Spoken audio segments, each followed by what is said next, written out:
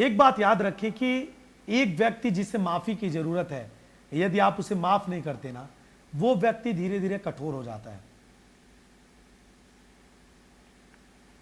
और यदि आप किसी को माफ नहीं करते, तब भी आप धीरे धीरे करके कठोर हो जाएंगे। और एक दिन आप प्रार्थना करने वाले व्यक्ति थे, लेकिन आप प्रार्थना नहीं करते, क्योंकि आपका जीवन माफ ना करने के कारण आप कठोर हो चुके हैं और आपके जीवन को परमेश्वर पसंद नहीं करता। इसी कारण से आप कठोर हो चुके हैं।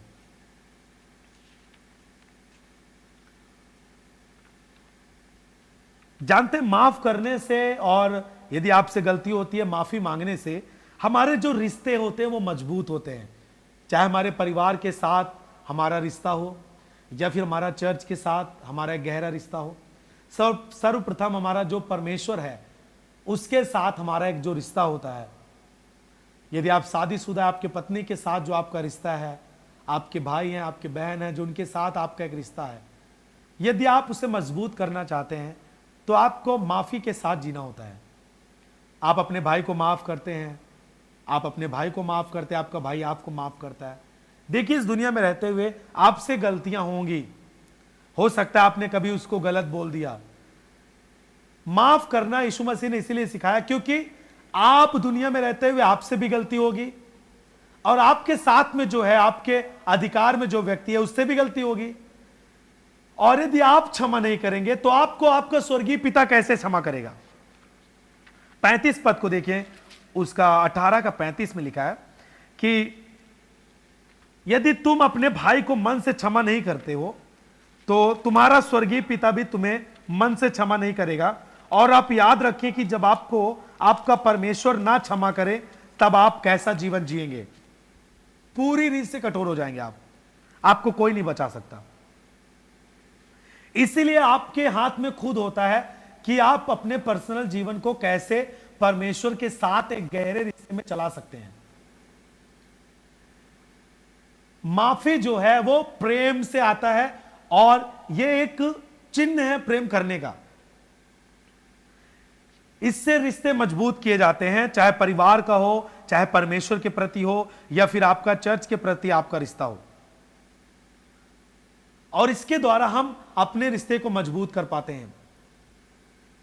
यदि आप अपने भाई को माफ ना करें, आपका भाई बार बार आपसे माफी मांगे, या फिर आपकी बहन है आपसे बार बार माफी मांगे, या फिर जितने माँ बाप देख रहे हैं आपका बेटा आपसे माफी मांगे और आप अपने बच्चों को माफ ना करें, आप अपने गुस्से में पूरे भरे रहें और आप अपने बच्चों को माफ ना करें, तो आपका बच्चा आपके लिए कठोर होता जाएगा। यदि आप मसीह में हैं तो आपको अपने बच्चों को माफ करना है। यदि आप मसीह में हैं तो आपको अपने परिवार के साथ, परमेश्वर के साथ माफ करके, माफी लेकर परमेश्वर से अपने रिश्ते को मजबूत करना है। बहुत सारे लोग सोचते हैं कि मैंने एक व्यक्ति को ही नाराज किया है, मेरा परमेश्वर मुझसे नहीं रूठता। यह बिल्कुल गलत है। आप परमेश्वर के विरोध में डायरेक्ट कोई काम नहीं कर रहे हैं। आप तो जो काम कर रहे हैं यहां पे धरती पे रहते हुए, सब काम अपने परिवार के बीच में आप कर रहे हैं।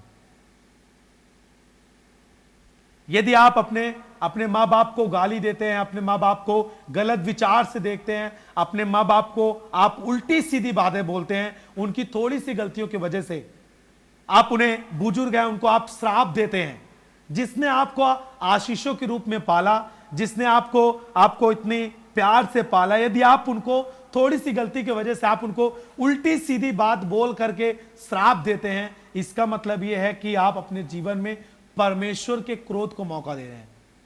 आप जरा सोचिए, आपका टाइम था कि आप एक लड़की से बात करते थे, आप बेविचार में थे, लेकिन आपको यीशु मसीह ने माफ किया और आपको अच्छी राह दिखाया। लेकिन आज अब आपको किसी को माफ करने की आवश्यकता है तो आप उसे माफ नहीं करते, आप उसे कठोरता दिखाते हैं। यह आपके लिए खतरनाक होगा। आपने जो माफी पा ली है ना, उसी पे आपका न्याय हो सकता है। परमेश्वर ने आपको इसीलिए माफ किया ताकि आप जाओ, और आप भी दुनिया में रहते हुए, पतरस को बोला 7 बार नहीं, 7 बार के 70 गुने बार तक आपको अपने भाई को माफ करना है। एक वचन पढ़ेंगे, मत्ती उसका 6 अध्याय 14 और 15 पद। मत्ती उसका 6 अध्याय उसका 14 और 15 पद।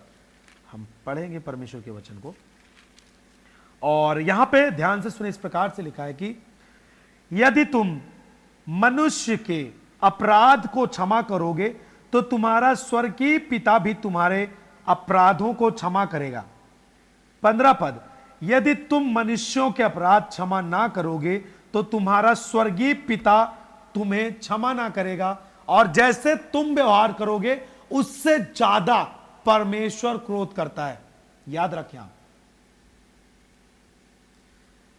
आप तो अपने मां बाप को केवल खाना नहीं देंगे या फिर उनके साथ गलत व्यवहार कर देते हैं।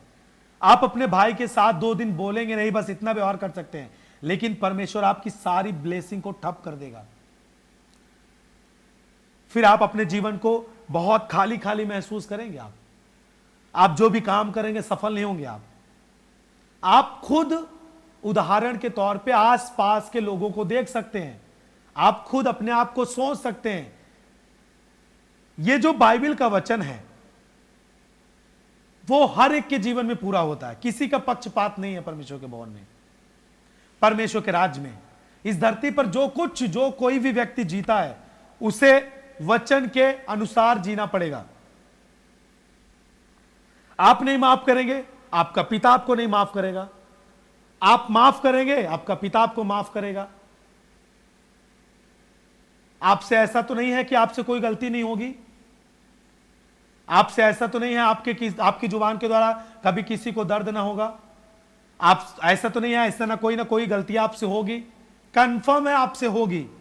और जब आप इस दुनिया में रहते हुए आपसे गलती होगी, कोशिश करने के बाद भी आपसे गलतियां थोड़ी थोड़ी होती हैं, तो क्यों नहीं आप क्षमा चाहते हुए हैं तो आपको भी जो आपके प्रति गलती करता है उसको क्षमा करना चाहिए।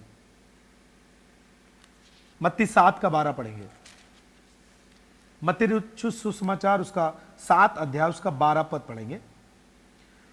यहां पे इस प्रकार से लिखा है कि इस कारण जो कुछ तुम चाहते हो कि मनुष्य तुम्हारे साथ करे, तुम भी उनके साथ वैसा ही करो, क्योंकि व्यवस्था और भविष्यद्वक्ताओं की शिक्षा यही है जो मैं आपसे बात कर रहा हूं, जो आपसे शेयर कर रहा हूं।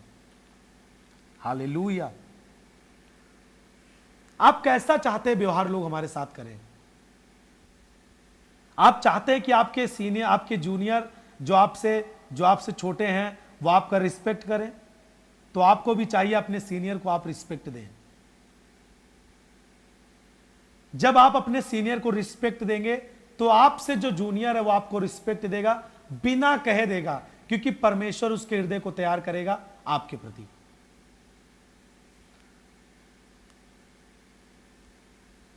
आप चाहते हैं कि लोग मुझे माफ करें, तो आपको भी चाहिए कि आपके प्रति जिसने दूसरे व्यक्ति ने अपराध किया उसको माफ करना है। जरूरी नहीं है कि जिस व्यक्ति से आपको माफी चाहिए उसी को माफ करें। ऐसा तो दुनिया के लोग भी करते हैं। फिर उनमें और आप में क्या अंतर होगा? बाइबल कहती है दुनिया के लोग भी तो ऐसा करते हैं, जिससे उनको क्षमा चाहिए उसको क्षमा करते हैं। जिसके द्वार पे वो कचरा फेंकते हैं, यदि उसके द्वार पे कोई कचरा फेंकता है तभी उसकी माफी होती है, क्योंकि कब बोलते कि कल मैंने उसके द्वार पे कचरा फेंका था, परसों मेरे द्वार पे फेंकेगा, इसलिए चलती है, दोनों में आपस में हो गया माफी। हालेलुया। लेकिन यीशु मसीह अलग है और आप यदि उसके हैं तो आपको भी अलग होना है। आप जैसा चाहते हैं पहले आपको उसी तरह दूसरों के साथ व्यवहार करना पड़ेगा, तभी दूसरे व्यक्ति को परमेश्वर ऐसा मन देगा कि वो व्यक्ति आपके प्रति व्यवहार करेगा। हालेलुया। यदि आप क्षमा करेंगे तो आपके भी अपराध क्षमा होंगे। आप दूसरों को क्षमा करके आजाद करेंगे तो उससे ज्यादा आप अपने आप को खुद को आजाद करते हैं। जब आप दूसरे को आज क्षमा करते हैं तो उसे फिर से जीने के लिए मौका देते हैं। जैसे आपको आपके पूरे पापों से यीशु मसीह ने आपको छुड़ाया और स्वभाव भी पाप के पूरी रीत से जीवन से खत्म हो चुके हैं।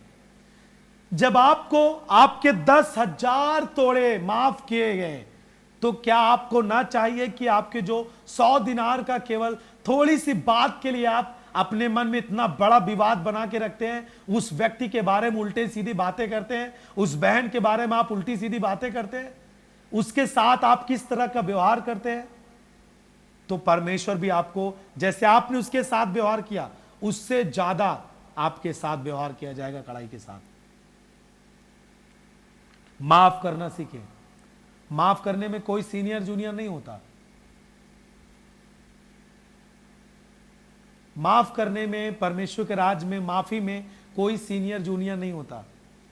यदि मैंने चर्च के किसी टीम के साथ गलत किया, उनको गलती बगैर गलती के मैंने डांटा, तो उनसे हम माफी मांगते हैं। और इसी कारण से जब वो गलती करते हैं हमको भी माफी देने में अच्छा लगता है।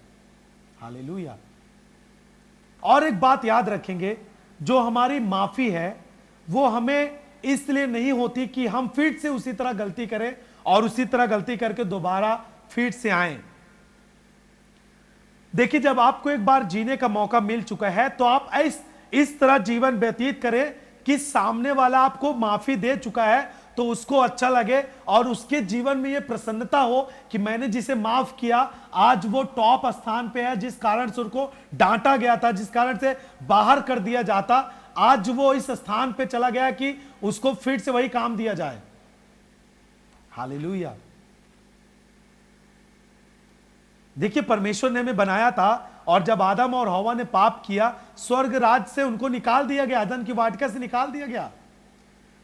और पूरी दुनिया जो उनसे बढ़ती गई, जो उनसे संख्या में बढ़ते गए, जैसे जैसे वंश बढ़ता गया, सबके सब उनके कारण से पाप में थे और सबकी मजदूरी मृत्यु थी, सबके ऊपर पाप का कब्जा था। कोई भी व्यक्ति पाप से जीत कर नहीं जी पाता था, हर व्यक्ति पाप में जीता था, रोता था, कितना भी कोशिश करते थे लोग पाप में ही जीते थे। आप जैसा गवाहियों में बहुत सारे लोग सुनते होंगे कि लोग 12-12, 15-15 साल से नशा करते थे। उन्होंने अपने जीवन में बहुत कोशिशें की, बहुत किसी के साथ रहते हुए उन्होंने कोशिशें की, एक हफ्ते से ज्यादा उन्होंने कभी नशे त्याग नहीं पाए। उन्होंने बहुत ज्यादा व्यभिचार में थे, सब लोग जानते थे कि ये गलत कर रहा है, और जब उनको लगा कि मैं गलत कर रहा हूं, उन्होंने बहुत कोशिश की, तब भी वो एक हफ्ते से ज्यादा अपने जीवन को पाप की ओर जाने से नहीं रोक सके। लेकिन अब वही व्यक्ति 7 दिन क्या 7 साल हो गए, उसने उस पाप में कभी कदम नहीं रखा। क्यों? क्योंकि आपको जब क्षमा मिल गया, आपको इस तरह जीवन जीना है कि परमेश्वर भी आपको माफ करने के बाद पछताए नहीं। यीशु मसीह का लहू व्यर्थ नहीं बहा है। जितने भी लोग इस दुनिया में हैं, सब ने पाप किया, सब परमेश्वर की महिमा से दूर हो चुके हैं, और जो पाप की जो कमाई है, जो उसकी मजदूरी है, वो मृत्यु है।